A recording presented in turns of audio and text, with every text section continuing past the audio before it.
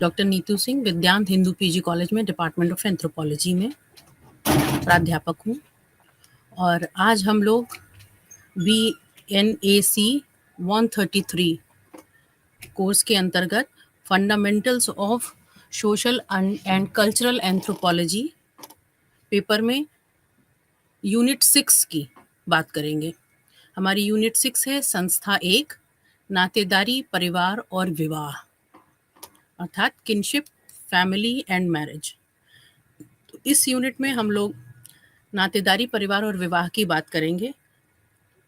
इसमें ये जानेंगे हम लोग कि संस्थाओं में जो परिवार संस्था है, विवाह संस्था है, वो किस तरह से बनती है, इसका तात्पर्य क्या है और परिवार और विवाह से नातेदारी का समाज में सृजन होता है। तो नातेदारी क्या है, नातेदारी का विचार क्या है, नातेदारी कितने तरह की होती है, नातेदारी की संबद्धता क्या होती है, नातेदारी किन किन संबंधों के द्वारा निर्मित होती है, समाज में नातेदारी के अन्य फंक्शन क्या हैं, इस पे विचार करेंगे। और इसी यूनिट में जब हम फैमिली की बात करेंगे तो इस पर विचार करेंगे, इस पे चर्चा करेंगे कि फैमिली क्या है, what is family, what are the types of family. घर और परिवार क्या है, बातचीत में हम लोग चर्चा करते हैं घर और परिवार। घर मतलब हाउस होल्ड और परिवार मतलब फैमिली। घर और परिवार क्या है, फैमिली के प्रकार क्या हैं और परिवार बनता कैसे है। परिवार बनता है विवाह से। विवाह, तो विवाह क्या है, आज के संदर्भों में हम मैरिज को, विवाह को भी समझने का प्रयास करेंगे इस इकाई के अंतर्गत। विवाह के क्या प्रकार होते हैं, विवाह किससे किया जाए। हर समाज के अपने एक नियम होते हैं कि विवाह किससे किया जाए, आपका जीवन साथी कौन होगा। इससे संबंधित बातों पे भी हम इस इकाई में आगे चर्चा करेंगे। साथ ही हम इस बात भी चर्चा करेंगे कि जीवन साथी पाने के तरीके क्या हैं। हिंदू समाज में भिन्न है, जनजातीय समाज में भिन्न है। तो इस इकाई के अंतर्गत हम जनजातीय समाज में जीवन साथी पाने के जो तरीके हैं, थोड़ा उनकी भी चर्चा करेंगे। तो इस प्रकार से इस यूनिट में, यूनिट 6 में हम लोग नातेदारी की अवधारणा, संबंध और नातेदारी का किस प्रकार पता लगाया जाए, इस पे चर्चा होगी। परिवार का गठन कैसे होता है, विवाह के आधार पर विभिन्न प्रकार के परिवार कैसे, कौन कौन से होते हैं और विवाह के उपरांत निवास के क्या नियम हैं, इसको जानेंगे। और विवाह की धारणा, विभिन्न समाजों में विवाह के प्रचलित प्रकार और विवाह के निर्धारण के जो नियम हैं, जो विवाह को निर्धारित करते हैं, इन सब का समग्र अध्ययन करेंगे। हम लोग जानते हैं कि प्रत्येक मनुष्य समाज से जुड़ा होता है और लोग अपने जन्म के आधार पर समाज के सदस्य बनते हैं। समाज के मानदंड और मूल्य मनुष्य के जीवन को आकार प्रदान करते हैं और इन संबंधों के बारे में हम इस यूनिट में जानेंगे। और हमारे मुख्य समूह अर्थात नातेदारी, परिवार और विवाह जो है, यही उन संबंधों का निर्धारण करते हैं, संबंधों को बनाते हैं। और कोई भी रिश्ता किस प्रकार आपस में भली भांति जुड़ा होता है और आपके जीवन को, हमारे जीवन को आकार प्रदान करता है, इन सब के मूल में विवाह, परिवार और नातेदारी जैसी संस्थाएं होती हैं। अब नातेदारी है क्या, आइडिया ऑफ किनशिप क्या है, नातेदारी का विचार क्या है। देखिए, नातेदारी दो तरह से निर्मित होती है। एक, जन्म से, हम जिस परिवार में जन्म लेते हैं वो हमारा रक्त संबंधी परिवार होता है या रक्त कॉन्सेंग्विनियल फैमिली जिसे कहते हैं। और एक, लेकिन ये रक्त का जो संबंध होता है, जिस परिवार में हम जन्म लेते हैं, वो कैसे होता है, उसमें विवाह उसके पूर्व आता है। परिवार निर्माण से पूर्व विवाह जैसी संस्था का जन्म होता है, जिसमें एक स्त्री और एक पुरुष परस्पर विवाह करते हैं और विवाह के द्वारा एक जो संतान होती है, इन सबको मिला करके परिवार का सृजन होता है। तो इस तरह से हम उदाहरण से समझ सकते हैं। जैसे विवाह का ही हमने उदाहरण दिया कि हम वर और वधू दो परिवारों को ले सकते हैं। हम परिजनों के समूह और उन रिश्तों को पहचानेंगे जो किसी पहले जन्म से मिलते हैं और बाद में विवाह के बाद प्राप्त होते हैं। परिजन समूह की जानकारी नातेदारी के संबंध में बहुत महत्वपूर्ण होती है, क्योंकि नातेदारी वह मूल सिद्धांत है जो यह निश्चित करता है कि व्यक्ति किसके साथ शादी कर सकता है और कौन इस सीमा से बाहर है। तो जो किनशिप होता है वो किसी भी परिवार में पीढ़ी की वंशावली, उत्तराधिकार, शक्ति और अधिकार के पैटर्न को भी निर्धारित करता है। अर्थात लीनियल, आर्कल और लोकल नातेदारी में 3 चीजें महत्वपूर्ण होती हैं। लीनियल मतलब पीढ़ी दर पीढ़ी किस तरह से परिवार बढ़ रहा है और उस वंशजता की रेखा में कौन कौन है। आर्कल से संबंधित उत्तराधिकार और संबद्धता का नियम होता है, जैसे पैट्रियार्कल और मैट्रियार्कल मात्र सत्तात्मक परिवार या पितृसत्तात्मक परिवार होते हैं। और लोकल से मतलब विवाह के पश्चात जो वर और वधु हैं उनका निवास भिन्न भिन्न समाजों में भिन्न भिन्न प्रकार होता है।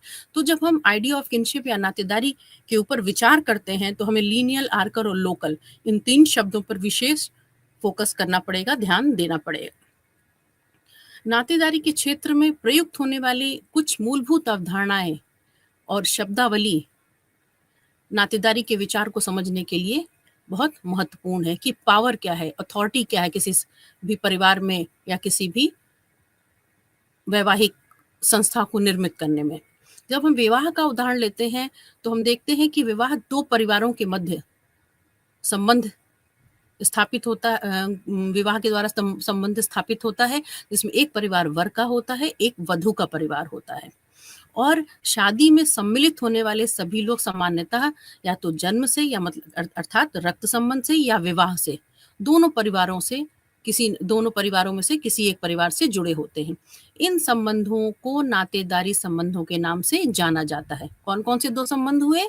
एक कॉन्सेंग्विनियस रिलेशनशिप, दूसरा एफाइनल रिलेशनशिप। कॉन्सेंग्विनियस रिलेशनशिप को हिंदी में बोलते हैं रक्त संबंधी परिवार, अर्थात जन्म से जो संबंध जुड़े हों।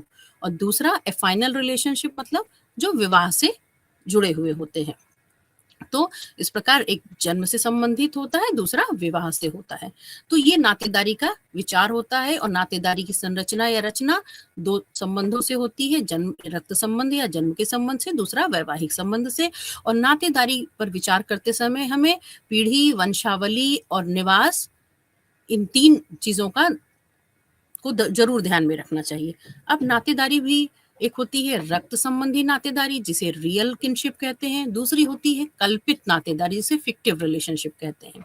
अब हम वर और वधु का जब उदाहरण लेते हैं तो इस उदाहरण से हम समझने की कोशिश करते हैं कि रियल रिलेशनशिप या रक्त संबंधी नातेदारी क्या होती है और कल्पित नातेदारी क्या होती है।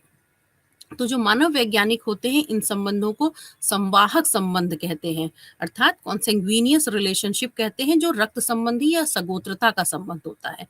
जब विवाह के बाद वधु के पारिवारिक संबंध पति की ओर से प्राप्त होते हैं तो उसके ससुराल पक्ष के लोग विवाह से बनने वाले संबंधी कहे जाते हैं। और यदि हम रक्त के संबंधों के बारे में बात करते हैं तो सांस्कृतिक मान्यता की अवधारणा चलन में आती है। और इसमें यह आवश्यक नहीं है कि सभी संबंध आनुवांशिक रूप से बने हों। रक्त संबंध की बात करते हैं, जन्म से संबंध की बात करते हैं, लेकिन कुछ सांस्कृतिक मान्यता ऐसी है कि जरूरी नहीं है कि जो संबंध है वो आनुवांशिक ही हो। किसी को गोद लेने अथवा किसी का पालन पोषण करने या सौतेले भाई बहन इत्यादि के संबंधों के मामले में यह संबंध सांस्कृतिक रूप से मान्यता प्राप्त रक्त के संबंध कहे जाते हैं। हालांकि यह संबंध आनुवांशिक संबंध नहीं है, किंतु सांस्कृतिक रूप से रक्त संबंधी माने जाते हैं। नीडर एंड गफ ने अपने अध्ययन में उल्लेख किया था कि नायर समाज में कोई महिला विवाह के उपरांत संबंधम यानी संबंध बनाने के लिए मुक्त होती है, और कोई महिला गर्भवती होती है तो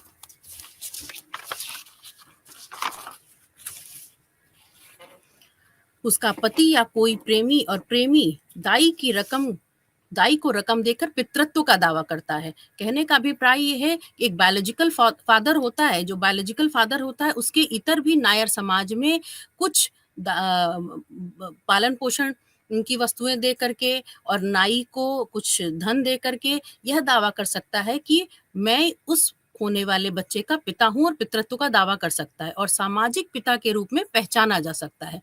तो जो एंथ्रोपोलॉजिस्ट हैं ऐसे मामलों के लिए माता पिता के लिए 2 प्रकार के पितृत्व में भेद करते हैं। जैसे यदि हम माता की बात करते हैं तो जेनेट्रिक्स और मैटर। जेनेट्रिक्स का मतलब होता है सांस्कृतिक रूप से मान्यता प्राप्त जैविक माँ, बायोलॉजिकल मदर, और मैटर जो सामाजिक माँ होती है जिसे सामाजिक रूप से मान्यता प्राप्त होती है। इसी तरह यदि पितृत्व की बात की जाए तो जेनिटर और पैटर, जेनिटर का मतलब होता है सांस्कृतिक रूप से मान्यता प्राप्त जैविक पिता, किंतु पैटर वह होता है जो सामाजिक रूप से जिसे मान्यता प्राप्त होती है और वह पितृत्व का दावा करता है, उसे पैटर कहते हैं या सामाजिक पिता। इस प्रकार से अब हम फिर से यदि एक विवाह का उदाहरण लेते हैं तो यह देखते हैं कि विवाह केवल रक्त के रिश्ते और शादी से प्राप्त हुए रिश्ते से बने संबंधों से जो निर्मित होते हैं वो नातेदारी संबंध होते हैं, किंतु इन दो समूहों के अतिरिक्त भी एक और समूह होता है जो मित्रों और पारिवारिक मित्रों के रूप में जाना जाता है, जो किसी विवाह समारोह में भाग लेता है। हालांकि लोगों की यह समूह खून के रिश्ते से सीधे जुड़े नहीं होते, पर वे कई प्रकार से हमारे दैनिक जीवन से घनिष्ठता से जुड़े होते हैं। जैसे ईसाई धर्म में बैप्टिज्म की एक सेरेमनी होती है जिसमें जिसका बैप्टिज्म संस्कार किया जाता है उसके लिए एक गॉड पेरेंट्स होते हैं, और गॉड पेरेंट्स को काल्पनिक नातेदारी या फिक्टिव किन्स की श्रेणी में रखा जाता है, जबकि वास्तविक नातेदार वो होते हैं जो रक्त संबंधी या विवाह संबंध से जुड़े होते हैं और कुछ एक मामलों में गोद लिए हुए या सौतेले भाई बहन माता पिता जैसे संबंधों से जुड़े होते हैं। ये तो वास्तविक हो गए, लेकिन फिक्टिव रिलेशनशिप, काल्पनिक रिलेशनशिप, जैसे कि क्रिश्चियन या ईसाई धर्म में बैप्टिज्म की सेरेमनी में जो गॉड पेरेंट्स होते हैं उन्हें फिक्टिव किन्स की श्रेणी में रखा जाता है। तो इस प्रकार से इनकी भी दो श्रेणियां हो गई, एक तरफ फिक्टिव किन्स हो गए, काल्पनिक नातेदार हो गए, एक वास्तविक नातेदार हो गए। इसके बाद हम यह जानने का प्रयास करेंगे कि अनाचार पाबंदी या निषेध क्या होता है, इंसेस्ट टैबू क्या होता है। मैंने अभी बताया कि नातेदारी का जो मूलभूत नियम होता है वो दो कैटेगरीज में होता है, एक कॉन्सेंग्विनियल रिलेशनशिप, दूसरा एफाइनल रिलेशनशिप अर्थात रक्त का संबंध, और दूसरा विवाह का संबंध। ठीक है, सरल शब्दों में रक्त संबंधी या कॉन्सेंग्विनियस रिलेशनशिप को विवाह से कभी भी नहीं जोड़ा जा सकता है कि जो जन्म से संबंधित है वो रक्त से संबंधित है, और जो विवाह से संबंधित है वो दो परिवारों के मध्य परिवार को निर्मित करने के लिए एक स्त्री और एक पुरुष के मध्य वैवाहिक संबंध स्थापित किया जाता है ताकि उनसे जो जन्म लेने वाली संतान हो वो समाज की वैध संतान मानी जाए।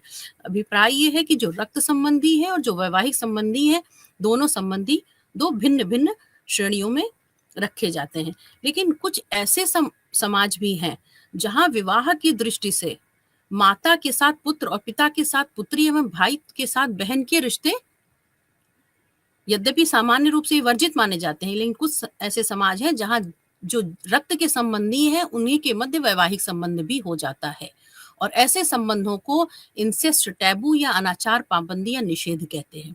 और पारिवारिक संबंध जो रक्त संबंधी हैं उनके मध्य वैवाहिक संबंध स्थापित करने वाले समाज हैं मिश्र और हवाई में देखे जाते हैं। मिश्र और हवाईयन समाज में इंसेस्ट टैबू जो है अनाचार पाबंदी का निषेध का नियम कुछ स्थानों पर नहीं लागू होता और रक्त संबंधी लोगों के मध्य वैवाहिक संबंध स्थापित कर लिए जाते हैं। इसका कारण क्या है?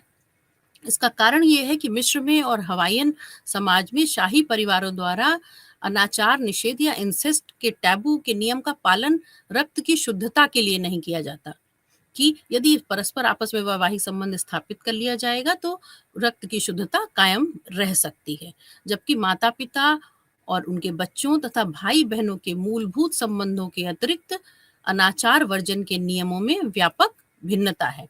जैसे कि हिंदू समाज में कोई व्यक्ति अपने ही गोत्र में विवाह नहीं कर सकता। गोत्र क्या है? अब गोत्र से तात्पर्य उन सदस्यों से है जो पूर्वज पुरुषों की एक सामान्य रेखा से अपने स्वयं के वंश का दावा करते हैं। मतलब एक पूर्वज के सभी वंशज एक ही गोत्र के सदस्य माने जाते हैं। पति और पत्नी जो कि दो भिन्न भिन्न परिवारों से आते हैं और वैवाहिक संबंध इनके बीच में स्थापित होता है, उनका गोत्र एक नहीं हो सकता, क्योंकि गोत्र का जो संबंध है वो वंशजता की रेखा से चलता है। तो पुरुष या पति किसी एक वंशजता का व्यक्ति होगा और पत्नी किसी अन्य वंशजता की स्त्री होगी और दोनों के मध्य वैवाहिक संबंध स्थापित होगा। अभिप्राय ये है कि गोत्र पति और पत्नी का भिन्न भिन्न होता है, और उत्तर भारत के कुछ गांवों में ऐसे भी उदाहरण मिलते हैं कि गांव के सदस्यों कि यद्यपि गोत्र भिन्न हो परंतु परस्पर विवाह संबंध नहीं स्थापित होते। इस तरह की विवर्जना देखने को मिलती है। अब किनशिप एफिलिएशन की हम लोग बात करते हैं। हम लोग ने समझ लिया कि किनशिप कैसे निर्मित होती है, एफाइनल और कंsanguinean रिलेशनशिप से। तो अब किनशिप एफिलिएशन क्या होता है? किनशिप एफिलिएशन किसी विशेष समाज द्वारा वंशावली के जो नियम होते हैं वो नातेदारी की संबद्धता द्वारा तय किए जाते हैं। वंशज परिजन के समूह से संबंधित होते हैं और परिजन समूह इस बात पर आधारित होता है कि समाज मातृ सत्तात्मक है या पितृ सत्तात्मक, अर्थात मेट्रियार्कल है या पेट्रियार्कल। किसी मेट्रियार्कल सोसाइटी या मातृ सत्तात्मक समाज में माता के माध्यम से वंश का पता लगाया जाता है, जबकि जो पेट्रियार्कल सोसाइटी है, जैसे हम लोगों की उत्तर भारत का समाज है, वो पेट्रियार्कल समाज है। तो पितृसत्तात्मक समाज में पिता के माध्यम से समाज में वंशजता का पता लगाया जाता है और किनशिप एफिलिएशन या नातेदारी संबद्धता के द्वारा संपत्ति, अधिकार और शक्ति के विरासत के पैटर्न को समझा जा सकता है। वंश समूह से संबद्धता सामाजिक मानदंडों पर आधारित होती है, चाहे वो पेट्रियार्कल हो या मेट्रियार्कल। अब मेट्रियार्कल सोसाइटी क्या होती है? हम लोग बात कर रहे हैं कि किनशिप एफिलिएशन की, नातेदारी संबद्धता की, ये मेट्रियार्कल होता है और पेट्रियार्कल होता है। तो ये होता क्या है? यदि हम मात्र सत्तात्मक समाज की बात करते हैं तो मात्र सत्तात्मक शब्द मातृसत्ता शब्द से बना है, जिसका अर्थ है माँ का अधिकार। वर्तमान समय की समाज में माता का पूर्ण शासन नहीं देखा जाता। हमारे पास सामान्य तौर पर जो मेट्रियार्कल सोसाइटी है वहाँ अधिकार और शक्ति के स्थान पर वंशानुक्रम पैटर्न पर आधारित है। एग्जाम्पल कि हम नॉर्थ ईस्ट इंडिया की बात करते हैं तो मेघालय के खासी लोगों के बीच वंश की जानकारी माँ के माध्यम से प्राप्त होती है और जो पैतृक घर की वंशानुक्रम पद्धति खास तौर से मात्र रेखा का अनुपालन करती है, जिसमें वंशानुक्रम छोटे बच्चे के पास होता है, जिसे काप खड्डू भी कहा जाता है वहाँ की भाषा में, मेघालय की भाषा में। सबसे छोटे बच्चे द्वारा वंशानुक्रम को अल्टीमो जेनेस्ट्रेशन के नियम के रूप में जाना जाता है। निर्णय लेने के अधिकार के मामले में यह अधिकार माता के भाई अर्थात मामा के पास होता है, क्योंकि शक्ति और अधिकार माँ या महिला से अधिक पुरुषों के पास होता है, इसलिए इस शब्द का अर्थ सही मायने में अपने आप में पूरा नहीं होता। और यदि हम पेट्रियार्कल सोसाइटी की बात करते हैं या पितृसत्तात्मक समाज की बात करते हैं तो इस प्रकार का समाज पिता के अधिकार या पितृसत्ता पर आधारित होता है। ऐसे समाजों में वंशावली, वंश व उत्तराधिकार, शक्ति और अधिकार का पता पिता के माध्यम से लगाया जाता है। इसमें बेटियां पिता की वंशज होती हैं, परंतु विरासत के मामले में शक्ति और अधिकार पिता से पुत्र को, पुत्र से उसको, पुत्र को प्राप्त होता है। ज्येष्ठाधिकार का नियम व आदर्श है जिसमें सबसे बड़ा पुरुष सच्चा वारिस बन जाता है और उसे संपत्ति विरासत में प्राप्त होती है और पिता की मृत्यु के बाद वह परिवार का मुखिया बन जाता है। कुछ ऐसे भी पेट्रियार्कल सोसाइटी हैं जहां कनिष्ठाधिकार का नियम प्रबल है, जिसमें सबसे कनिष्ठाधिकार मतलब कनिष्ठ माने छोटा, जिसमें सबसे छोटा पुत्र पैतृक संपत्ति प्राप्त करता है। जैसे वर्मा के काचिन में कनिष्ठाधिकार का नियम प्रबल है, जिसमें छोटे पुत्र का अधिकार प्रबल होता है। और कुछ ऐसे समाज हैं जहां पे बड़े पुत्र का अधिकार प्रबल होता है, अर्थात ज्येष्ठाधिकार देखा जाता है। और ये दोनों ही, ज्येष्ठाधिकार हो या कनिष्ठाधिकार हो, दोनों पेट्रियार्कल सोसाइटी में देखे जाते हैं। तो अब हम लोगों को यह स्पष्ट हो गया कि किनशिप एफिलिएशन मेट्रियार्कल और पेट्रियार्कल सोसाइटी में अलग अलग होते हैं और जिसमें पीढ़ी दर पीढ़ी वंशजता की रेखा माता या पिता के नाम से चलती है। अब वंशावली क्या है? जीनियोलॉजी जिसको हम कहते हैं। नातेदारी के जो अध्ययन में वंशावली के रूप में जाने वाला परिवार वृक्ष अर्थात फैमिली ट्री को निर्मित कर दो व्यक्तियों के बीच में संबंध स्थापित किया जाता है और इसी को वंशावली कहते हैं। वंशावली मूलतः माँ की रेखा से या पिता की रेखा से वंशानुक्रम को जानने का आधार होती है। वंशावली को मानवशास्त्री वंशावली को चित्रों के माध्यम से निर्मित करते हैं या प्रतीकों के माध्यम से निर्मित करते हैं और ये जो प्रतीक होते हैं कुछ मानक चिन्ह होते हैं, मानक प्रतीक होते हैं जिनके माध्यम से फैमिली ट्री को बनाया जाता है। जैसे मैंने बताया कि किसी भी परिवार में विवाह परिवार का निर्माण विवाह के द्वारा होता है। तो विवाह के लिए प्रतीक होता है इक्वल का साइन। पुरुष के लिए प्रतीक होता है ट्रायंगल या त्रिकोण। त्रिकोण का जो चित्र होता है वो प्रतिनिधित्व करता है पुरुष का। इसी तरह वृत्त या सर्कल किसी महिला का प्रतिनिधित्व करता है। और यदि स्क्वायर या रेक्टेंगल बना हुआ है तो इसका मतलब है कि ऐसे व्यक्ति का प्रतिनिधित्व करता है जहां पे लिंग अस्पष्टता की स्थिति है। दो प्रतीकों के ऊपर, दो प्रतीकों से मतलब ट्रायंगल और सर्कल के ऊपर यदि कोई सीधी रेखा अंकित की जाती है तो वो सहोदर रिश्ते या सिबलिंग रिलेशनशिप को शो करती है। दो प्रतीकों एग्जाम्पल, उदाहरण के तौर पर यदि हम बात करते हैं तो त्रिकोण और वृत्त दोनों के बीच में बराबर या इक्वल का साइन है तो वह विवाह का संकेत है, अर्थात मैरिज साइन है।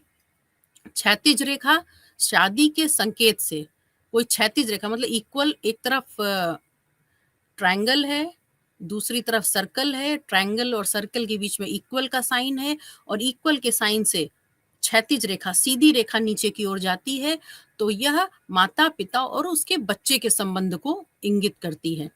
और दो प्रतीकों के बीच कोई डॉट या डैश वाली रेखा शादी के अतिरिक्त अन्य सेक्सुअल रिलेशनशिप को शो करती है। मतलब ये जो रेखा होगी वो टूटी टूटी होगी, डैश डैश डैश होगी, एकदम स्ट्रेट नहीं होगी। तो यह दो प्रतीकों के बीच के मध्य की आपसी सेक्सुअल रिलेशनशिप को शो करेगी। और यदि जो अभी तक प्रतीक बताए गए, जैसे ट्रायंगल के बीच में से एक कट हो गया या सर्कल के बीच में से एक कट हो गया, तो यह उस व्यक्ति के मृत होने का संकेत है। और विवाह का साइन जो मैंने भी बताया कि इक्वल का साइन दो प्रतीकों के बीच में होता है तो वो उन दोनों के मध्य वैवाहिक संबंध को स्पष्ट करता है। लेकिन इक्वल साइन भी यदि तिरछी रेखा से कटा हुआ है तो क्रॉस है तो इसका मतलब विवाह विच्छेद की स्थिति है और ये डिवोर्स की स्थिति को या संबंध विच्छेद की स्थिति को इंगित करता है। और कोई भी प्रतीक या चिन्ह जैसे ट्रायंगल हो या सर्कल हो पूरा अंदर भरा हुआ हो, कलर्ड हो या एरो के माध्यम से दिखाया गया हो तो वह ईगो को दर्शाता है। अब ईगो क्या है? किसी भी वंशावली में यह जानना आवश्यक है कि ईगो कौन है या ईगो क्या है। ईगो वह व्यक्ति होता है या वह प्रतीक होता है जिसके माध्यम से वंशावली की व्याख्या की जाती है। अर्थात मानव विज्ञानी कुछ प्रतीकों का प्रयोग किसी वंश में दूसरे संबंधों के ईगो के सटीक संबंध का पता लगाने के लिए करते हैं। तो ईगो के माध्यम से वंशावली को स्पष्ट किया जाता है। जो ईगो होगा, मान लीजिए पति पत्नी और उनके 3 बच्चे हैं, उनमें एक बच्चे का नाम ए है, दूसरे का बी है और तीसरे का सी है। तो यदि इसमें बी ईगो है, ईगो को इंगित करने के लिए या तो उस चिन्ह को पूरा बीच में फिल कर दिया जाएगा अथवा एरो के माध्यम से स्पष्ट किया जाएगा। तो ईगो का मतलब ये है कि ईगो के एक बड़ा कोई और सिबलिंग है या भाई या बहन है, वो चित्र से अगर ट्रायंगल है तो भाई है, सर्कल है तो बहन है और एक छोटा है। 3 बच्चों में ईगो बीच का है और ईगो के पिता ए हैं और ईगो के माता एम या जो भी नाम हो। तो ईगो के माध्यम से ही वंशावली की व्याख्या की जाती है और वंशावली में रिश्तों को ईगो के माध्यम से स्पष्ट किया जाता है। तो इस प्रकार से अब तक हम लोग ने इस इकाई में नातेदारी को समझा कि नातेदारी प्राप्त करने की जो 2 मूलभूत विधियां हैं वो कौन कौन सी हैं? रक्त संबंधी और वैवाहिक संबंधी, अर्थात कॉन्सेंग्यूनियस रिलेशनशिप और एफाइनल रिलेशनशिप। इन दोनों से ही नातेदारी का संबंध निर्मित होता है। और रक्त संबंधी को इंग्लिश में कॉन्सेंग्यूनियल किन कहते हैं और वैवाहिक संबंधियों को एफाइनल कहते हैं। साथ ही साथ हम लोग ने वास्तविक नातेदारी और कल्पित नातेदारी को भी समझा, इंसेस्ट टैबू को समझा, वंशावली को समझा और नातेदारी संबद्धता को भी जाना कि पितृसत्तात्मक और मातृसत्तात्मक समाज क्या है, ज्येष्ठाधिकार और कनिष्ठाधिकार के नियम क्या हैं। इन सबको नातेदारी के माध्यम से समझा जाता है और अब तक इस इकाई में समझ में भी आ गया। लेकिन नातेदारी की निर्मित करने के लिए परिवार संस्था को भी जानना जरूरी है। अब परिवार क्या है? परिवार क्या होता है? परिवार एक ऐसी छोटी सी सामाजिक इकाई है जिसमें माता पिता और उनके बच्चे सम्मिलित होते हैं। मूल रूप से हम परिवार के रूप में एक ही घर में रहने वाले सभी सदस्यों को सूचीबद्ध करते हैं। किसी परिवार में रहने वाले सदस्यों की यह संरचना एक समाज से दूसरे समाज में भिन्न होगी। एक साथ रहने वाले लोग परिवार में शामिल होते हैं जो या तो खून के रिश्ते या कॉग्नेट रिलेटिव्स होते हैं अथवा विवाह के रिश्ते जिन्हें एग्नेट रिलेटिव्स कहते हैं। एग्नेट कहते हैं उनसे संबंधित होते हैं। और परिवार की 2 व्यापक श्रेणियाँ होती हैं या परिवार को जिसमें माता-पिता और उनके बच्चों का जो समूह होता है, उन्हें 2 व्यापक श्रेणियों में विभाजित किया जा सकता है। इस दृष्टि से परिवार एक होती है फैमिली ऑफ ओरिएंटेशन, एक होती है फैमिली ऑफ प्रोक्रिएशन। कोई बच्चा ओरिएंटेशन परिवार में जन्म लेता है और प्रोक्रिएशन फैमिली अर्थात उत्पत्ति का परिवार। जो बच्चा पति पत्नी और उनसे बच्चे के समूह को परिवार कहते हैं और यदि बच्चे की दृष्टि से देखा जाए तो वह परिवार फैमिली ऑफ ओरिएंटेशन होगी। और यदि माता पिता की दृष्टि से देखा जाए तो उनके लिए वह परिवार फैमिली ऑफ प्रोक्रिएशन होगी या उत्पत्ति का परिवार होगा। इस प्रकार कोई बच्चा ओरिएंटेशन परिवार में जन्म लेता है जहां वह सामाजिकरण तथा संस्कृतिकरण की प्रक्रिया से गुजरता है।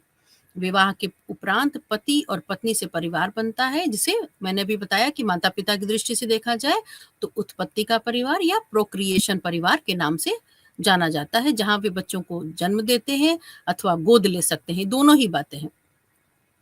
अब परिवार कई प्रकार के होते हैं, जैसे हम लोग बात करते हैं न्यूक्लियर फैमिली की या एकल परिवार की। एकल परिवार में ऐसे परिवार जहाँ कोई विवाहित जोड़ा और उसके बच्चे शामिल होते हैं, जो उसके स्वयं के होते हैं अथवा गोद लिए भी हो सकते हैं। ऐसे परिवार को न्यूक्लियर फैमिली या एकल परिवार कहा जाता है। परिवार का एक और परिवार है वन पेरेंट फैमिली, एकल अभिभावक परिवार। एकल अभिभावक परिवार जिसमें माता अथवा पिता बच्चों के साथ रहते हैं। माता अथवा पिता मैंने कहा, दोनों एक साथ नहीं रहेंगे, या तो माता रहती होगी या तो पिता। इसी वजह से इस परिवार के प्रकार को हम कहते हैं वन पेरेंट फैमिली या एकल अभिभावक परिवार। माता अथवा पिता बच्चों के साथ रहते हैं जो उनके या तो स्वयं के होते हैं या गोद लिए होते हैं। ऐसा परिवार पति या पत्नी में से किसी एक के अलगाव अथवा तलाक या मृत्यु के कारण बनता है। ऐसे परिवारों को एकल अभिभावक परिवार कहते हैं। परिवार का एक अन्य प्रकार है मिश्रित परिवार या कंपाउंड फैमिली।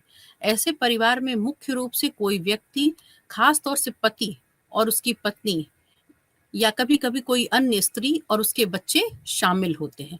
ऐसे परिवार पाए जाते हैं वहाँ पे जिनमें बहुविवाह का प्रचलन होता है, इसे कंपाउंड फैमिली कहते हैं। परिवार का एक अन्य प्रकार है संयुक्त परिवार या जॉइंट फैमिली। यदि हम भारत के संदर्भ में बात करते हैं तो संयुक्त परिवार या जॉइंट फैमिली मुख्यतः भारतीय अवधारणा है। जॉइंट फैमिली में ऐसे परिवार में या संयुक्त परिवार में भाई, उनकी पत्नियां, उनके बच्चे, माता-पिता सभी लोग एक साथ रहते हैं और सामान्यतः सभी अधिकार पिता के पास होते हैं। जिन देशों में कृषि मुख्य व्यवसाय है, जैसा कि भारत में है, इसी प्रकार से चीन में भी, वहाँ ऐसा परिवार सामान्यतः पाया जाता है। अभिप्राय ये है कि माता-पिता, उनके सभी बच्चे, बच्चों की पत्नियां और जितने जोड़े हैं सबके बच्चे सभी एक साथ रहते हैं। जो संयुक्त परिवार है मैंने अभी चर्चा की कि विशुद्ध भारतीय अवधारणा है और इसमें अधिकारों को प्रधानता न देकर कर्तव्यों की प्रधानता दी जाती है। राइट्स की बात नहीं होती, ड्यूटीज की बात होती है और सभी अपनी ड्यूटी को पूरा करते हैं और सभी प्रकार के अधिकार, चाहे संपत्ति का अधिकार हो, चाहे आर्थिक अधिकार हो, चाहे निर्णय लेने का अधिकार हो, जो घर के जो वरिष्ठ व्यक्ति, बुजुर्ग व्यक्ति या जो पिता होता है उसके पास होता है।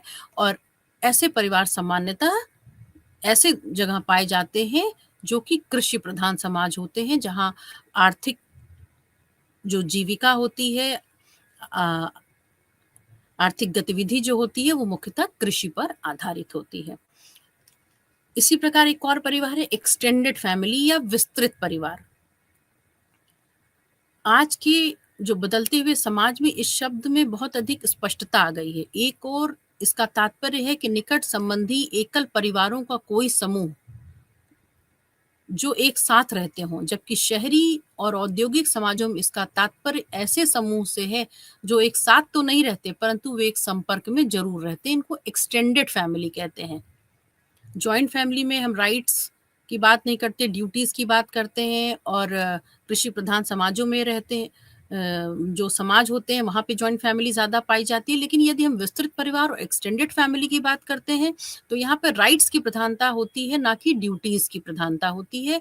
और औद्योगिक और शहरी समाजों में एक्सटेंडेड फैमिली ज़्यादा देखने को मिलती है। और जब हम परिवार, विवाह और नातेदारी की बात करते हैं, तो हमने बताया कि 2 परिवारों के मध्य संबंध की बात होती है। और हम फिर से एक बार विवाह का उदाहरण लेते हुए स्पष्ट करते हैं कि परिवारों में या विवाह के बाद जो निवास का नियम होता है वो क्या होता है। विवाह के उपरांत निवास के आधार पर किस प्रकार परिवार बनता है। अधिकांश समाजों में ऐसे नियम होते हैं जो किसी नवविवाहित जोड़े को शादी के उपरांत निवास करते समय पालन करने पड़ते हैं। यहाँ हम चर्चा करेंगे कि परिवारों के जो प्रकार होते हैं वो विवाह के बाद निवास के आधार पर बनते हैं। तो विवाह के बाद निवास कितने प्रकार के होते हैं? तो इनमें पहला प्रकार है नव स्थानीय निवास, जिसे नियो लोकल रेजिडेंस कहते हैं। नियो लोकल रेजिडेंस जो किसी नए स्थान पर होता है या कोई नया परिवार, जिससे मूल रूप से एकल परिवार के रूप में जाना जाता है, जो विवाह के उपरांत केवल पति और पत्नी से बनता है और बाद में उसके बच्चे जो खुद के होते हैं अथवा गोद लिए होते हैं वह इस परिवार का हिस्सा बन जाते हैं। तो नियो लोकल रेजिडेंस से न्यूक्लियर फैमिली की बात आ गई। अब दूसरा जो आवासीय नियम है वो क्या है? पितृस्थानीय अथवा विरी लोकल निवास या पेट्री लोकल और विरी लोकल रेजिडेंस। जब कोई नवविवाहित जोड़ा दूल्हे के पिता के या वर के पिता के घर में जाकर निवास करता है, तो ऐसे निवास को पितृस्थानीय निवास के रूप में जाना जाता है। जैसे हम लोग उत्तर भारतीय समाज में देखते हैं या उत्तर प्रदेश में अधिकांशतः देखते हैं, जहाँ पेट्रीआर्कल सोसाइटी है, वंशजता की रेखा पिता की ओर से निर्धारित होती है। वहाँ विवाह के बाद वर और वधू वर के साथ वर के पिता के निवास में निवास करने हेतु विवाह के बाद जाती है। तो ऐसे आवासीय नियम को पितृस्थानीय आवास कहते हैं। आवास के नियम में तीसरा है मैट्रीलोकल निवास या मातृ स्थानीय निवास, इसे ऑक्सीलोकल रेजिडेंस भी कहते हैं। ऑक्सो रिलोकल रेजिडेंस उस समय बनता है या मातृ स्थानीय आवास या निवास उस समय बनता है जब नवविवाहित युगल शादी के उपरांत किसी मातृ स्थानीय परिवार में निवास करता है, अर्थात दुल्हन के परिवार के साथ निवास करता है। और अन्य एक प्रकार है अवकालिक निवास एवं लोकल रेजिडेंस। कुछ समाजों में जैसे कि घाना की अशांति समाज में विवाह के बाद कोई जोड़ा वर की माँ के भाई के परिवार अर्थात मामा के घर में रहता है। जैसा कि मेयर फोर्टिस ने अपने अध्ययन में स्पष्ट किया था कि विवाह के बाद वर के माँ के भाई के घर में नवविवाहित युगल निवास करने जाता है तो उसे अवकालिक निवास या लोकल रेजिडेंस कहा जाता है। आवासीय नियम में एक अन्य प्रकार है परिवेश या एम्बी लोकल या द्विध्रुवीय बाइलोकल निवास। हिंदी में कहेंगे तो परिवेश निवास या एम्बी लोकल निवास, इसको उसका अन्य नाम है द्विध्रुवीय या बाइलोकल निवास। इसके अंतर्गत जब किसी विवाहित जोड़े के पास पति या पत्नी के रिश्तेदारों के साथ रहने का विकल्प मौजूद रहता है तो ऐसे निवास को एम्बी लोकल या बाइलोकल निवास के रूप में जाना जाता है। अंतिम प्रकार है नेटो लोकल निवास। इसमें शादी के बाद जब कोई युगल एक साथ नहीं रहते अपितु अपने परिवार के साथ रहते हैं तो ऐसे निवास को नेटो लोकल निवास के रूप में जाना जाता है। जैसे मेघालय की गारो समुदाय में पति रात में पत्नी से मिलने तो जाता है और सूर्योदय से पहले वह उस स्थान को छोड़ देता है। बच्चों के लिए अधिकार माँ के भाई अर्थात मामा के पास होता है, जो कि एक पुरुष होता है, जो अपनी बहन के बच्चों के लिए एक जिम्मेदार होता है, ना कि अपने बच्चों के लिए। तो इस प्रकार का जो आवासीय नियम होता है उसे नेटो लोकल निवास कहा जाता है। तो अब तक हम लोगों ने जो ये चर्चा की कि विवाह के बाद निवास के आधार पर जो परिवार बनते हैं, तो उसको जानने के लिए आवश्यक है कि निवास कितने तरह के होते हैं। तो हम लोगों ने अभी तक चर्चा की नियो लोकल रेजिडेंस की या नवस्थानीय निवास की, पितृस्थानीय निवास की, मातृस्थानीय निवास, अवकालिक निवास, परिवेश या द्विध्रुवीय निवास और नेटो लोकल निवास। और इनके आधार पर, निवास के आधार पर ही परिवार निर्मित होते हैं। अच्छा, परिवार के बाद अब हम जानने की कोशिश करेंगे कि घर और परिवार क्या होता है। परिवार तो हम लोगों ने समझा कि पति पत्नी और उनके बच्चों का समूह एक परिवार कहलाता है। अब परिवार तो समझ गए, तो घर और परिवार में क्या अंतर है। घर से अभिप्राय यहाँ हाउस होल्ड से है, जिसे घर या घरेलू समूह भी कहा जाता है। तो सबसे पहले हम लोग हाउस होल्ड समझेंगे।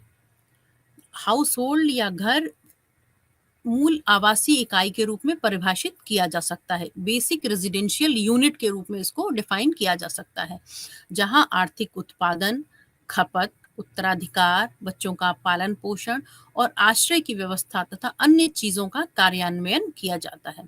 सामान्यतः घर के सभी सदस्य एक सामान्य चूल्हे को भी साझा करते हैं। मतलब एक साथ एक चूल्हे में पका हुआ भोजन एक घर के लोग साथ साथ करते हैं, और ऐसे समूह को क्या कहते हैं, घर या हाउस होल्ड कहते हैं। जैसे अमेज़न, एक एग्जाम्पल से समझते हैं इस बात को। अमेज़न के मुंडुरुक में किसी घर के मुंडुरुक जो होते हैं वो किसी घर के आसपास खुद को व्यवस्थित करते हैं। उनके पास एक अद्वितीय प्रणाली होती है जिसके अंतर्गत 13 वर्ष से अधिक आयु के सभी मेल या पुरुष अर्थात लड़के एक साथ रहते हैं, जबकि 13 वर्ष से कम उम्र की सभी स्त्रियां और बच्चे एक साथ रहते हैं। तो यहाँ पर हम देखते हैं कि घर किसी परिवार का विस्तार है, फैमिली का विस्तार हाउस होल्ड के रूप में हो रहा है। कोई परिवार एक घर हो सकता है, हाउस होल्ड हो सकता है, लेकिन कोई हाउस होल्ड एक फैमिली हो ये जरूरी नहीं है। उस हाउस होल्ड में एक या एक से अधिक परिवार के लोग भी रह सकते हैं। इसको और यदि स्पष्ट करते हैं तो हम वर्तमान स्थिति का एक उदाहरण लेते हैं। आजकल अनेक छात्र अपने मूल स्थान से बाहर निकलते हुए किसी दूसरे शहर में जाकर बसते हैं और हायर एजुकेशन लेते हैं, हायर एजुकेशन के लिए विदेश भी जाते हैं। इन छात्रों का सामान्यतः बहुत कम बजट होता है, जिसके कारण सभी छात्र एक साथ किसी आवास को साझा करना पसंद करते हैं। हम लोग देखते हैं कि एक अपार्टमेंट ले लिया 3 BHK, उस 3 BHK में 3 या 6 स्टूडेंट, एक कमरे को 2 ने शेयर किया तो 6, नहीं तो एक एक करके 3 स्टूडेंट एक साथ रहते हैं, जिसके कारण वो सभी छात्र एक आवास को साझा करते हैं, एक साथ रहते हैं। और अभिप्राय ये है कि घर लेते हैं, घर को साझा करते हैं और एक साथ भोजन करते हैं। इस प्रकार वे लोग एक चूल्हे को साझा करते हैं, परंतु जरूरी नहीं है कि वे सब एक ही परिवार के सदस्य भी हों। तो इस तरह से घर और परिवार या हाउस होल्ड और फैमिली में ये डिफरेंस होता है कि फैमिली एक हाउस होल्ड तो हो सकती है, लेकिन एक हाउस होल्ड जरूरी नहीं है कि एक फैमिली ही हो।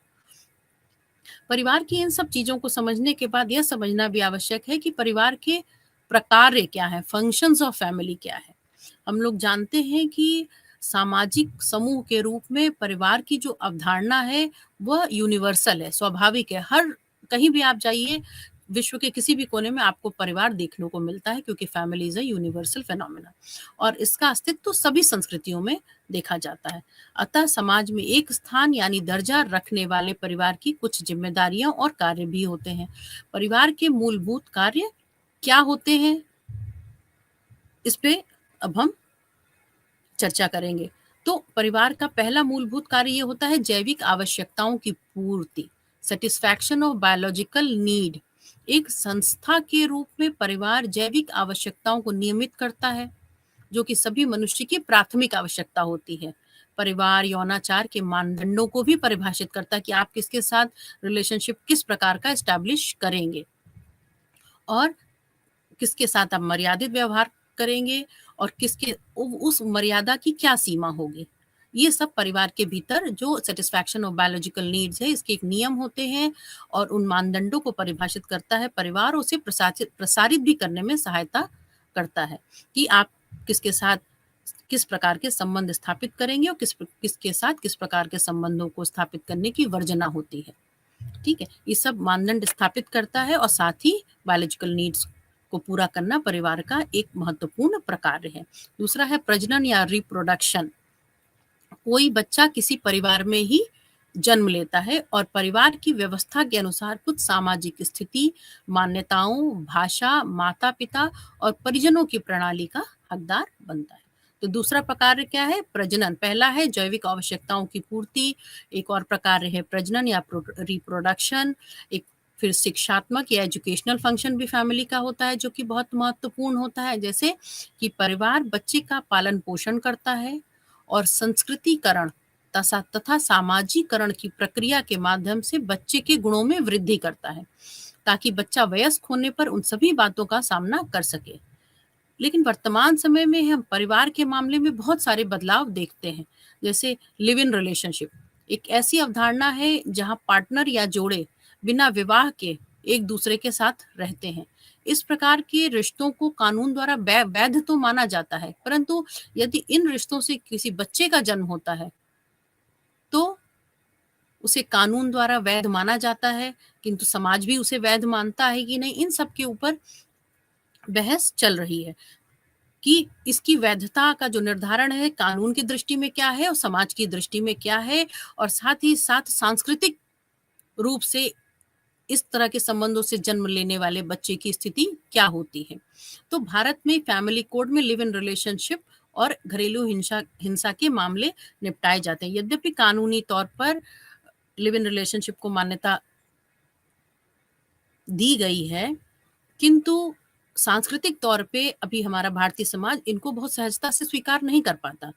तो जो एजुकेशनल फंक्शन है वो भी फैमिली का एक महत्वपूर्ण प्रकार्य है, शिक्षात्मक प्रकार्य, और उसको भिन्न-भिन्न परिवार अपने ढंग से अपनी आने वाली पीढ़ियों को देते हुए पूरा करते हैं। एक अन्य प्रकार है इकोनॉमिक फंक्शन या आर्थिक प्रकार। एक सामाजिक समूह के रूप में कोई परिवार अपने सदस्यों की जरूरी आवश्यकताएं जैसे भोजन, वस्त्र और आवास को पूरा करने के लिए उत्तरदायी होता है। इस उद्देश्य को प्राप्त करने के लिए किसी परिवार के सभी सदस्य सहयोग करते हैं और काम को आपस में बांट लेते हैं और परिवार के पालन पोषण की दिशा में योगदान करते हैं।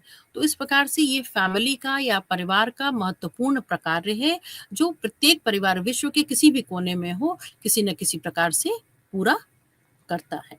तो परिवार इस यूनिट को या परिवार की संस्था को पढ़ने के बाद हमने जाना कि फैमिली कितने तरह की होती है, family of orientation, family of procreation, उसके अतिरिक्त परिवार के विभिन्न अन्य प्रकार कौन से होते हैं, आवास के नियम कौन कौन से होते हैं।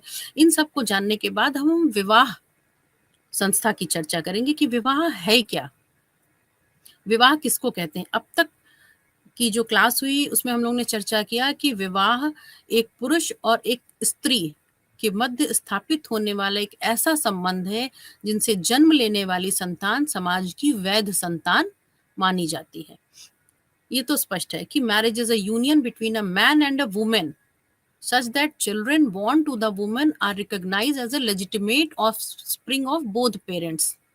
किंतु आज भी इस बात पे बहस की जाती है कि विवाह कब अस्तित्व में आया और यह समाज का अभिन्न अंग कब बन गया।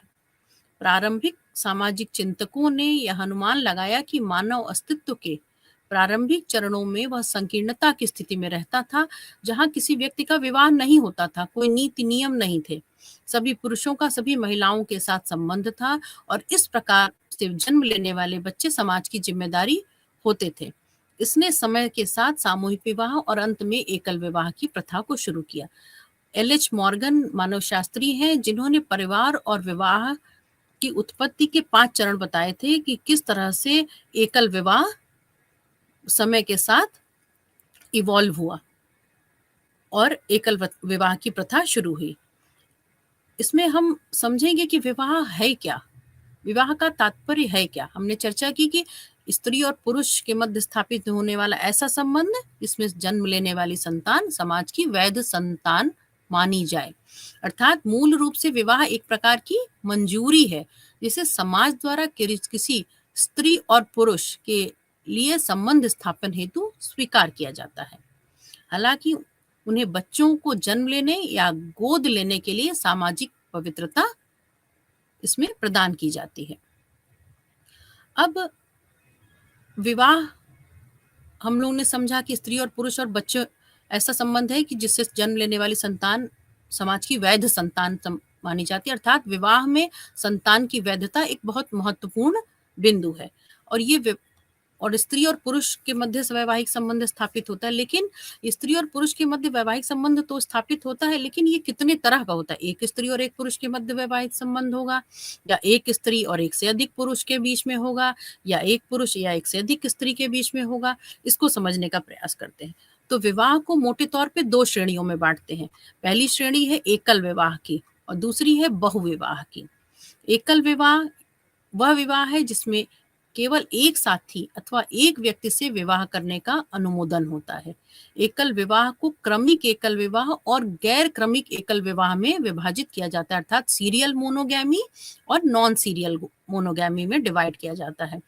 सीरियल मोनोगैमी या क्रमिक एकल विवाह का संबंध एक ऐसी स्थिति से है जहां किसी आदमी की पत्नियों की श्रृंखला एक के बाद एक बढ़ती जाती है, लेकिन यह श्रृंखला एक समय में केवल एक ही पत्नी तक रहती है। उदाहरण के लिए जैसे हम यूएसए की बात करते हैं, वहां डिवोर्स का रेट बहुत ज्यादा है, परंतु एकल विवाह या मोनोगैमी वैध है। अतः क्रमिक मोनोगैमी को वहां व्यापक रूप से देखा जा सकता है कि एक समय में एक पति और पत्नी ही रहते हैं। हो सकता है कि उस स्त्री ने या उस पुरुष ने एक से अधिक विवाह किया हो, लेकिन डिवोर्स हो गया हो और एक समय में दोनों जीवन साथी एक समय में एक स्त्री और एक पुरुष अर्थात एक पति और एक पत्नी ही एक समय में रहते हैं। इस तरह के वैवाहिक संबंधों को सीरियल मोनोगैमी या क्रमिक एकल विवाह कहते हैं। दूसरा मोनोगैमी का प्रकार है नॉन सीरियल मोनोगैमी या गैर क्रमिक एकल विवाह। भारत में हिंदू समाज गैर क्रमिक मोनोगैमी से संबंधित है, जहां किसी एक व्यक्ति की उम्र एक पुरुष की ताउम्र एक ही पति या पत्नी होती है। ऐसे समाजों में तलाक की दर कम होती है और ऐसे समाजों में यह पसंदीदा मानदंड है, जहां आजीवन एक पुरुष के एक ही स्त्री पति पत्नी के रूप में मान्य होते हैं और आजीवन एक दूसरे का साथ निभाते हैं। ऐसे को गैर क्रमिक एकल विवाह या नॉन सीरियल मोनोगैमी कहा जाता है। अब विवाह का दूसरा प्रकार है पॉलीगैमी। पॉलीगैमी इसमें यह विवाह का वह प्रकार है जिसमें एक से अधिक पार्टनर या साथी होते हैं, उसे बहुविवाह कहते हैं। अब बहुविवाह भी 3 प्रकार का होता है। एक होता है बहुपत्नीत्व विवाह या पॉलीजिनी। यदि कोई पुरुष एक से अधिक महिलाओं से विवाह करता है तो उसे बहुपत्नीत्व के रूप में जाना जाता है। किसी व्यक्ति की पत्नियां, अब इसके अंतर्गत भी इसको पॉलीजिनी या बहुपत्नीत्व कहा जाता है। अब पॉलीजिनी भी 2 प्रकार की होती है, एक होती है सोरोरल पॉलीजिनी, दूसरी होती है नॉन सोरोरल पॉलीजिनी। तो सोरोरल पॉलीजिनी उसे कहते हैं जिसमें जो एक पुरुष है उसकी कई पत्नियां और सभी पत्नियां आपस में बहनें होती हैं, उन्हें सोरोरल पॉलीजिनी कहते हैं। और इस प्रकार का उदाहरण अंडमान की जनजातियों में या केरल की उराली ट्राइब के बीच में देखा जाता है। और कई इस्लामिक देशों में भी इस प्रकार के विवाह देखे जाते हैं। और जब पत्नियां आपस में संबंधित नहीं होती, मतलब एक पुरुष के एक से अधिक पत्नियां हैं और वो पत्नियां आपस में संबंधित नहीं है, तो इस प्रकार की पॉलीजिनी को नॉन सोरोरल पॉलीजिनी या गैर सोरोरल बहुपत्नीत्व की विवाह के रूप में जाना जाता है। अब बहुविवाह का एक अन्य प्रकार है पॉलीएंड्री, बहुपतित्व विवाह, पॉलीएंड्री, पॉलीएंड्रस मैरिज। जब किसी महिला का विवाह एक से अधिक पुरुषों से होता है तो उसे बहुपतित्व के रूप में जाना जाता है। यदि पति भाई या वंश के किसी भाई की भांति खून के रिश्ते से संबंधित होता है तो ऐसे विवाह को फ्रेटर्नल पॉलीएंड्री कहा जाता है। भारतीय हिंदू समाज में फ्रेटर्नल पॉलीएंड्री या एडेल्फिक विवाह का उदाहरण महाभारत में देखने को मिलता है, जहां पांडव 5 भाई थे, 5 भाइयों यानी पांडवों की पत्नी राज या उनका विवाह राजकुमारी द्रौपदी से हुआ था। तो 5 भाइयों की एक पत्नी द्रौपदी थी। यह बहुपतित्व विवाह का या पॉलीएंड्रस मैरिज का एक उदाहरण है। वर्तमान समय में तिब्बत और नेपाल के कुछ क्षेत्रों में सामाजिक रूप से स्वीकृत प्रथा के रूप में बहुपतित्व की प्रथा देखने को मिलती है। और इसे क्या कहते हैं? Fraternal polyandry. किंतु जब एक स्त्री के कई पतियों के मध्य खून का संबंध नहीं होता, तो ऐसे विवाह को गैर फ्रेटर्नल पॉलीएंड्री के रूप में जाना जाता है। इसमें अत्यंत दुर्लभ मामले भी पाए जाते हैं, जैसे कि तिब्बतियों के समाज में है, जहाँ पिता और भाई पति भी बन जाते हैं, जिसे पारिवारिक बहुपत्नीत्व कहा जाता है, मतलब फेमिलियल पॉलीएंड्री भी देखा जाता है। तो हम लोग ने पॉलीएंड्री की बात की, फ्रेटर्नल पॉलीएंड्री और नॉन फ्रेटर्नल पॉलीएंड्री। उसके अतिरिक्त एक अन्य प्रकार भी पाया जाता है, जिसे फेमिलियल पॉलीएंड्री कहते हैं, और इसका उदाहरण हम लोग तिब्बत में देखते हैं। इसका कारण वहाँ की इकोलॉजी है, फेमिलियल पॉलीएंड्री का, जो तिब्बत में पाया जाता है, क्योंकि वहाँ युवतियों की आबादी कम है और वहाँ वो हाई ऑल्टीट्यूड पे है तिब्बत, तो जिसमें वो रहते हैं। ऐसे में क्या होता है कि यदि किसी महिला को, जो कि कम ऊंचाई वाले स्थानों में निवास करती है, उसे ऐसे क्षेत्र में ले जाया जाए पत्नी बना के, तो ऐसे वातावरण में रहना मुश्किल हो जाता है। तो ऐसी स्थिति में फेमिलियल पॉलीएंड्री तिब्बत में प्रचलित है। और इसका एक अन्य प्रकार है बहुविवाह, पॉलीजिनैंड्री। तो हम लोगों ने अभी चर्चा की एकल विवाह मोनोगैमी की, उसमें भी सीरियल मोनोगैमी और नॉन सीरियल मोनोगैमी की बात की। दूसरा है पॉलीगैमी की। पॉलीगैमी में भी हम लोग ने बात की पॉलीएंड्री और पॉलीजीनी की। तो पॉलीजीनी में भी दो तरह की थी, सोरोरल पॉलीजीनी, नॉन सोरोरल पॉलीजीनी। और पॉलीएंड्री में तीन प्रकार की बात की, fraternal polyandry, non fraternal polyandry और फेमिलियल पॉलीएंड्री। इसके अतिरिक्त विवाह का एक अन्य प्रकार है पॉलीजिनैंड्री।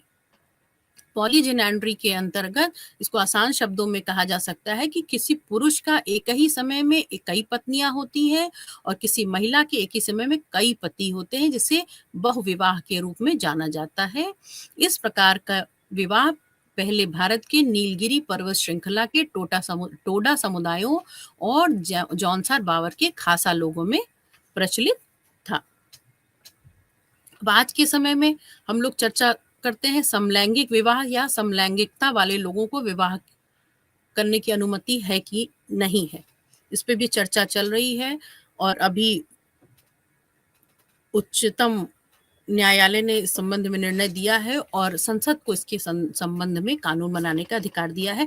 तो अर्थात ये जो है विवाह की श्रेणी, वो समलैंगिक लोगों में भी विवाह को मान्यता देने की बात है। कुछ ऐसे देश हैं जहां समलैंगिक विवाह मान्य है, कुछ ऐसे हैं जो अभी अमान्य है। तो विवाह की एक श्रेणी समलैंगिक विवाह की भी है। अब ये इस पे चर्चा की जाएगी कि विवाह किससे किया जाए। तो विवाह एक होती है एंडोगैमस या सगोत्री विवाह, एक होती है एक्सोगैमी या विजातीय विवाह। सगोत्री मतलब एक ही गोत्र के लोगों के मध्य विवाह की वर्जना सामान्यता पाई जाती, सगोत्री विवाह वर्जित होता है। और यदि हम गोत्र जाति के स्तर पर देखें तो एंडोगैमस है, लेकिन गोत्र के स्तर पर देखें तो हिंदू विवाह एक्सोगैमस है।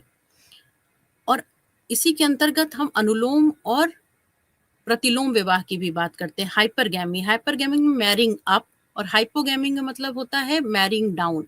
जब हाइपरगैमी में स्त्री अपने से उच्च जाति के लड़के से विवाह करती है तो वह हाइपरगैमी होती है, किंतु यदि स्त्री अपने से निम्न जाति के लड़के से विवाह करती है तो वह हाइपोगैमी होती है। हाइपोगैमी इम्प्योर मानी जाती है, जबकि हाइपरगैमी को समाज कुछ हद तक मान्यता देता है।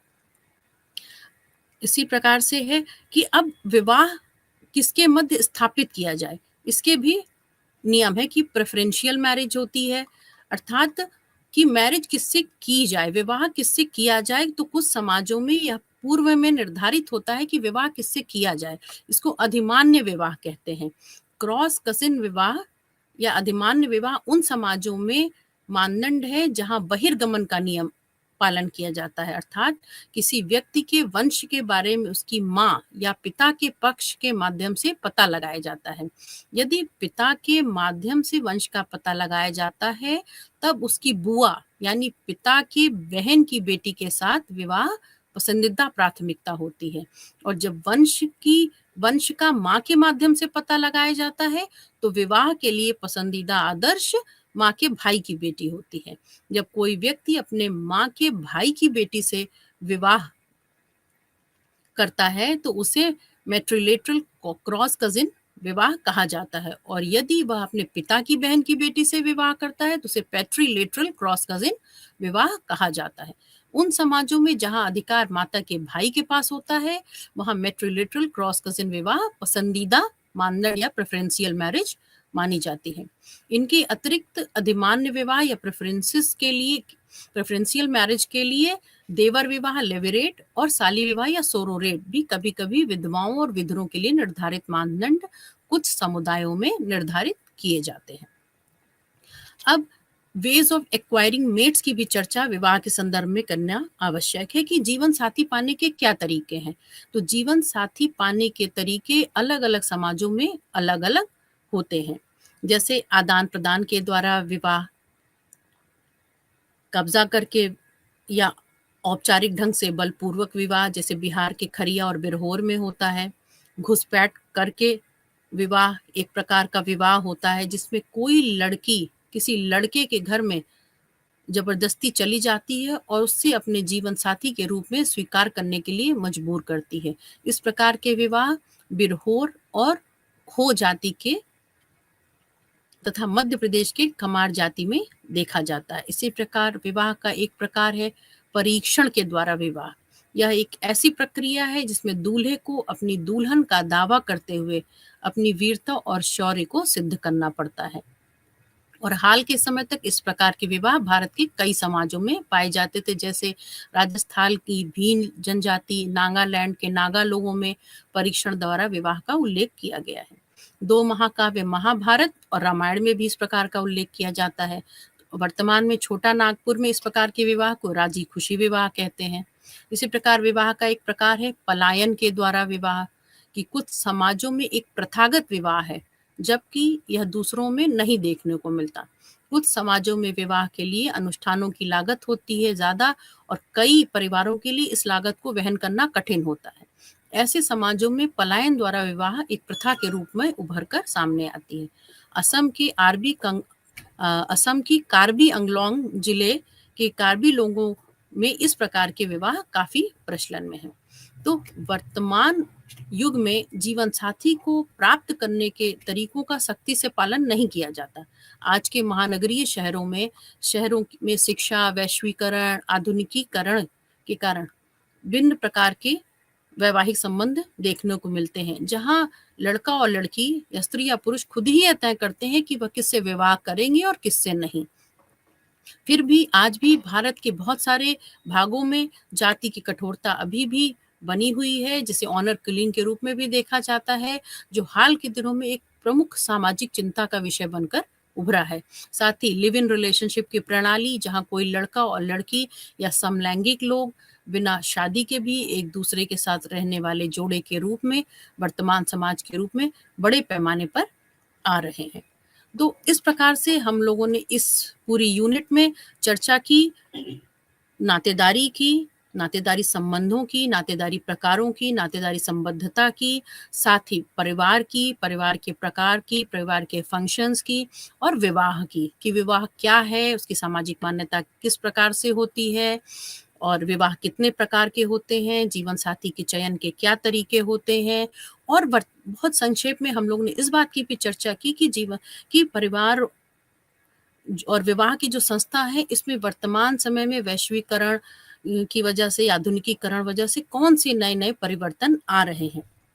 तो इस प्रकार से नातेदारी क्या है कि जैविक संबंधों की सामाजिक मान्यता है और परिवार और विवाह नातेदारी से घनिष्ठता पूर्वक जुड़े हुए हैं। वर्तमान समय में नातेदारी अध्ययन विवाह और परिवार प्रणालियों में परिवर्तन के साथ एक चुनौती बन गया है।